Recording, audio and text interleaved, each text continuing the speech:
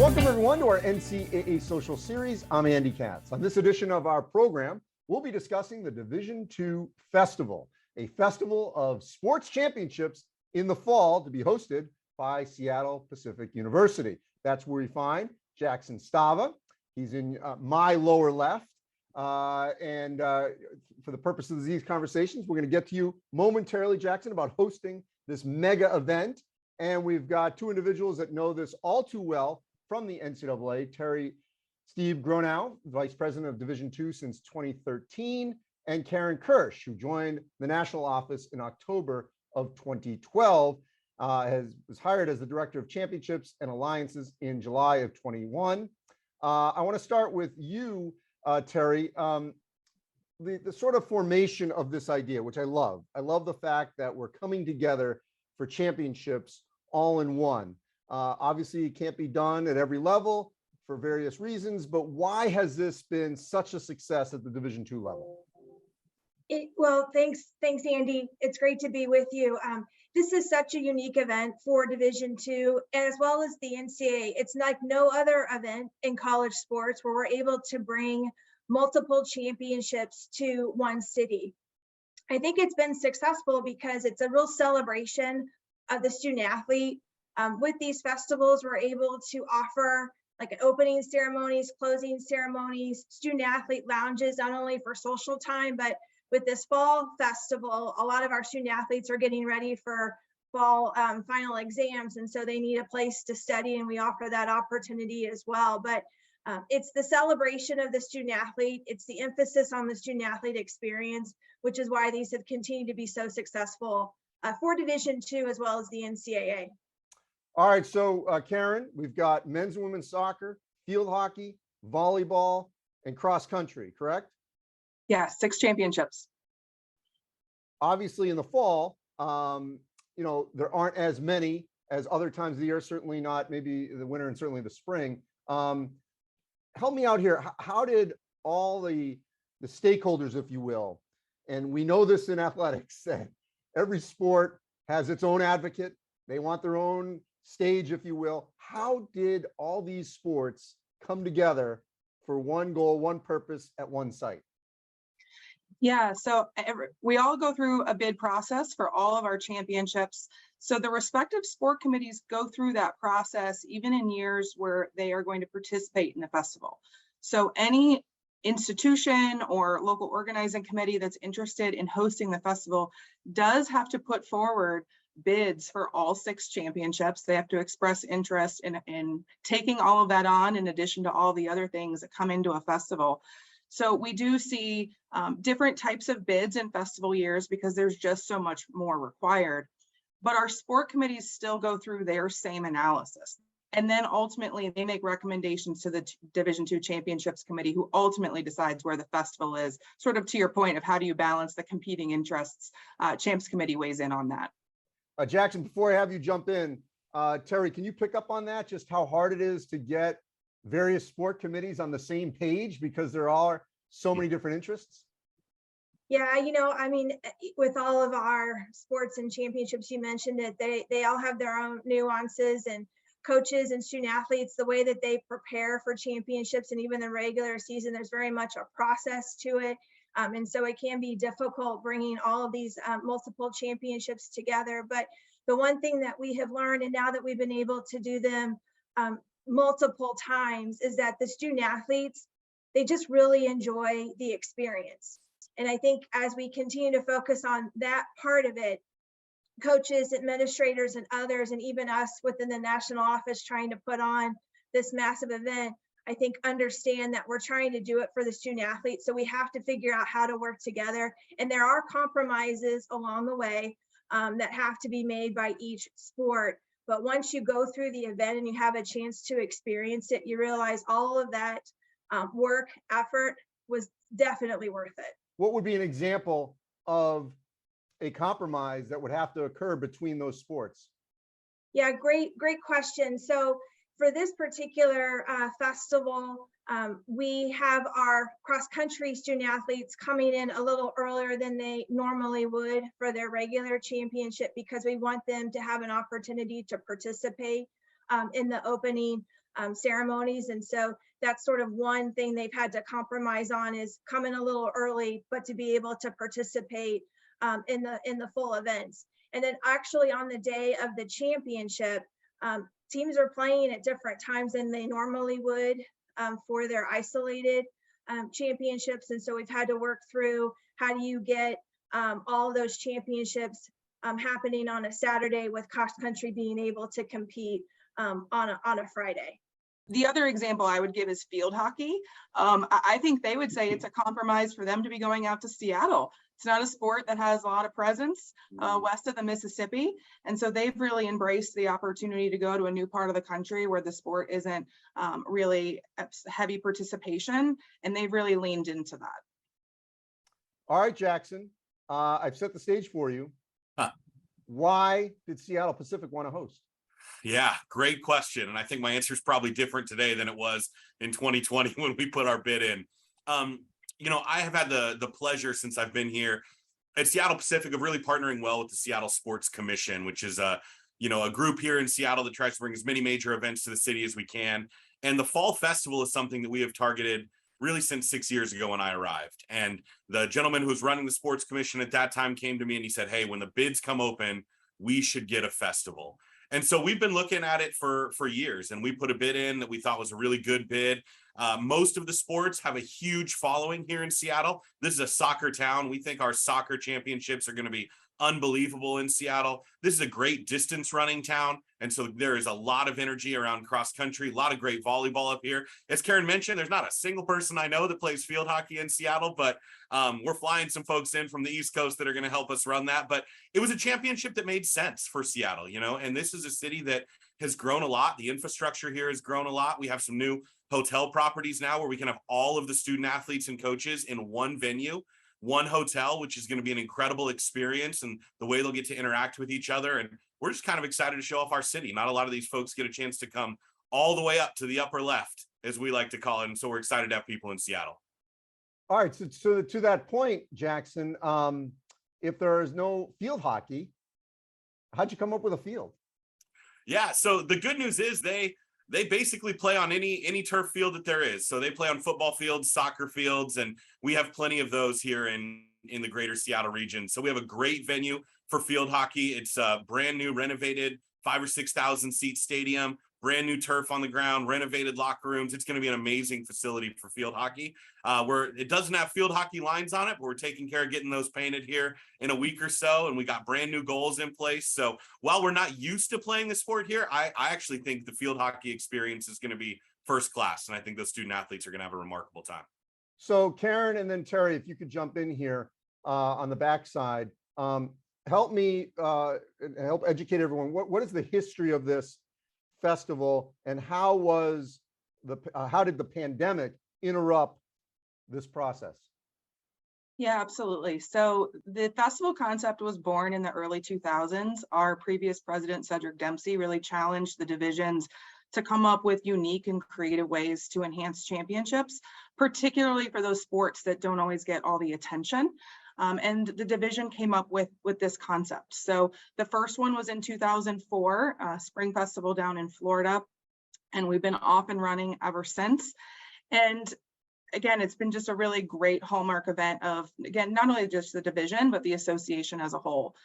We have not had the opportunity to have a festival since fall 2018 due to COVID. So we're really energized to bring this back, and all the work that Jackson and his team are doing to put on this absolutely incredible event. We think it's going to be a really great return to what everyone knows is a great event, but probably is going to mean so much more to people after a 4-year hiatus. I'll add to that to say, just given my tenure at the national office, I've been able to attend every single festival that the division has hosted, starting back at the one that Karen mentioned in 2004 in Orlando. And every single one of them has been unique and different. And they have only gotten better from festival to festival with the things that we have learned over the years and the experience that we're able to provide to the student athletes. So Jackson, no pressure there, but we are real excited to come out to Seattle, as Karen mentioned, our first time to be really out on the West Coast, and all the unique opening and closing ceremonies that we're going to be able to provide to the students. It's the festivals have a long history within the division. They are unique, different, and special, and it's something that we continue to build on year over year. Jackson, as you know, here at the NCAA, the membership, the home office values inclusivity, and especially at championship events. We want those all to provide environments that are safe, healthy, and safeguard the dignity of everyone. If you can elaborate on that and what steps Seattle Pacific has taken, will take to ensure that the festival has an inclusive environment. Yeah, no, and Andy, I really appreciate you asking the question, because as most people on this call or many people watching know, our institution has been in the news a lot recently with some decisions that our board has made. And we understand that that is a challenge for folks thinking about coming to our campus. It's also a challenge for all of our faculty and staff and many of our students that are here. And so it is not something we are unfamiliar with. But as I have worked with Karen and with Terri and with others at the office, we also recognize that myself and my staff and the folks that have volunteered for this event, the people from our conference office and other institutions in the Pacific Northwest, we're fully committed to continuing to provide a dignified, safe, healthy, exciting experience for everyone that walks on our campus. I believe that's happening now. As I've said to my staff through this entire last 18 months of challenge on our campus, we cannot control the decision of our board in athletics, but I certainly can control the experience that student athletes and coaches have when they walk in this building. And we are resolute in the fact that we are going to make this the greatest environment we can. And we're going to exceed every expectation to the best of our ability. So I am not afraid of people asking those questions. In fact, I embrace them because I think it's important that the membership and our student athletes hear from me and hear from my staff that we hear your concern. And we are going to do everything we can to make this the best environment possible. And we've got a group of staff and faculty that are working really hard every day to make sure that happens. So what will that look like? Yeah, what that looks like is, we're doing intentional training for all of our volunteers on the front end to make sure they understand what safety looks like, but also what dignity looks like for the people that we're working with. We're working very closely with our campus community to ensure that our facilities, both here on campus and off campus, are prepared for the needs of any group of people that would step into that space. We've partnered obviously with folks at the Seattle Sports Commission and Visit Seattle and other entities in town to make sure that we're providing the right staffing to ensure that same safety and dignity everywhere that we go. And I think the biggest thing that we're doing, honestly, Andy, is we're embracing the challenge. We know that we have to rise to a level that's different than others because of some of the challenges that have been on our campus with our board. And we are having those conversations actively every day, as we have been for the last 18 months, because we know that we have to have a higher bar than maybe others have in the past. We're going to do that. And to wrap that up, in early December, not just on the field of play, but off and around the festival, what will a successful event look like to you? Man, there's a lot of layers to that question. I think, partially we just got to make sure it all happens, right? Make sure we get everyone in the right place. But, a successful event for me will be one where student athletes walk away and they feel as celebrated as they have every other championship that they've ever stepped into. I can't control the weather. It's probably going to be wet and it's probably going to be cold. I can't control whether the buses run on time. I can't control the Seattle traffic. But we can control the experience that our student athletes have. And I am convinced that if they walk away feeling as celebrated as they have at every other festival that Terri has mentioned and all the other championships that we've been a part of, that myself and my staff, we've done our job, because that is what is in our control right now. And that's what we're going to lean into. And to Karen and Terri, if you both could add to that, on and off the field of play, the court of play, what would to you be a successful event? Yeah, Andy, I'm just really excited again about the return of festival after 4 years, but I just keep telling folks that I know we're going to have a huge number of our participants, whether that's our student athletes or our institutional staff, that would never have the opportunity to go to Seattle but for this experience. And that to me is really what the championship experience should be all about: creating memories things that people are going to look back on decades from now. That was a really incredible experience that I was able to have because I was an NCAA Division II student athlete. So I hope we end up with 6 incredible champions that we crown on Friday and Saturday, and we will celebrate them certainly at our closing ceremonies. But I hope our 1,000 student athletes and 1,300 travel party walk away and say, you know, Seattle was one of the best experiences of my life. And if most of them are saying that, we've had a really, really great week. Yeah, and Andy, I just want to add to that to say, you know, this is about creating a memory for our student athletes so that when they look back at their college experience, they remember the time that they got to participate in the D2 Championship Festival in Seattle, and they remember the experience that they were able to have. So this to me is about creating memories and ensuring that our student athletes have those memories that they can share. And just as Karen and Jackson, you know, mentioned, excited to crown 6 national champions. I mean, that is excitement in and of itself, and to do that 6 times over a 2-day period is going to be a great celebration. Hey, one last thing before we go, and I'm just curious if the 3 of you can speak to this, because I love this concept. It's an Olympic-like concept. I'm just curious. I know you're within the Division II world, but if Division III or Division I came to you and said, "Hey, how do we pull this off? How plausible is it to do at, you know, the Division I level or Division III level on both ends of the D2 spectrum?" We can just go around our room here, and I'll start with you, Karen. Yeah, I think we're the envy of the other 2 divisions with our festival. I talk to my colleagues all the time about that. I think everyone knows it's a really cool concept. It, quite frankly, just requires a lot of teamwork and collaboration. You got to have a great host on the ground, and we certainly do this year with Seattle Pacific and the Sports Commission. And then what's great for me on our end internally is our Division II championships are usually a pretty small team of folks. We're getting to work with close to 30 people, I think, total in the building are touching this championship in some way. And so that's really fun too. So if you've got the buy-in, both in our building and with the host, anything can be successful. And certainly the other 2 divisions could follow the model if they wanted to.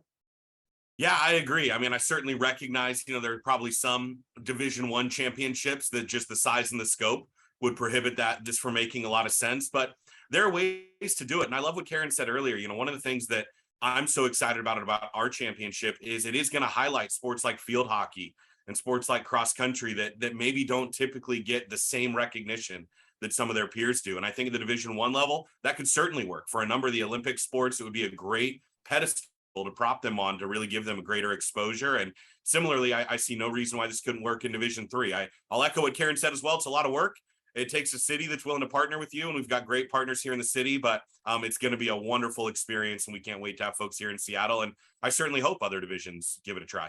So I just want to echo everything that Karen and Jackson said, because, you know, this does, like we talked about before, it does take some compromise and a lot of collaboration and communication among a whole host of groups, but it's absolutely doable to be done across any division if they so choose to do it. And Andy, if I may, I want to hijack this question because I would be remiss if I didn't talk about the impact we're going to be able to make in Seattle with all of our community engagement that we do.